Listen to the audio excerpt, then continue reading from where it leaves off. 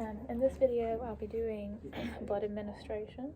I will follow all my general principles and safety practices. I verified my order for the blood. We just completed the informed consent. I've checked for the pre-transfusion medications. I'm going to perform hand hygiene, put on my PPE. Then I'll come in and identify my patient. I'm going to explain the procedure and tell her to report any symptoms of any unusual symptoms like chills, rash, shortness of breath, just anything unusual. And then I'm going to go ahead and get my normal saline set up.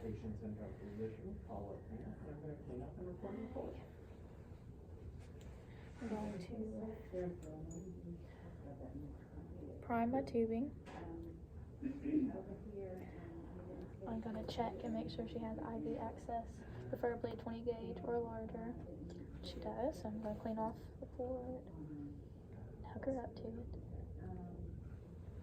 Now I can go ahead and retrieve my blood from the blood bank.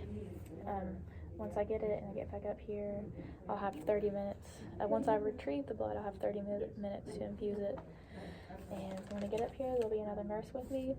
We're both just going to verify her information. We've checked the medical order number, her name, her ID number. We've checked her blood type and group, the expiration date on the blood, and I will inspect the blood before hanging it.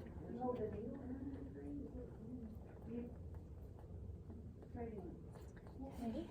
I'm going to go ahead and obtain her baseline vitals.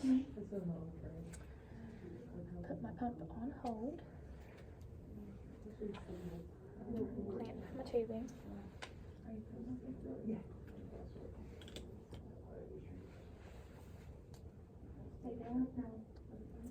Okay, I'll have to do hand hygiene, put on gloves, and I'm going to go ahead and spike my blood bag.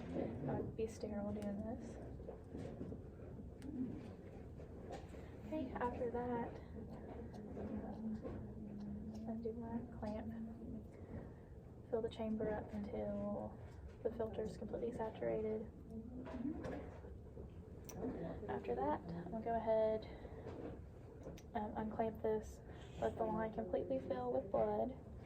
Once it gets down to the bottom, I will start the infusion for the first 15 minutes. It'll need to be infused slowly, about 2 mLs per minute. I'm going to stay with her during this first 15 minutes just to make sure she doesn't have any reaction to it. So I'll be checking for shortness of breath, chills, rash, itching, just anything unusual. I'm going to recheck her vital signs again in about 15 minutes.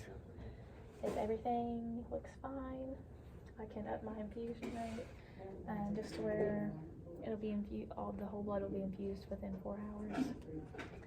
If I suspect a reaction, I'm going to stop the infusion, disconnect my tubing. I'm going to hook her up to a normal saline and let it run at a KVO to keep vein open.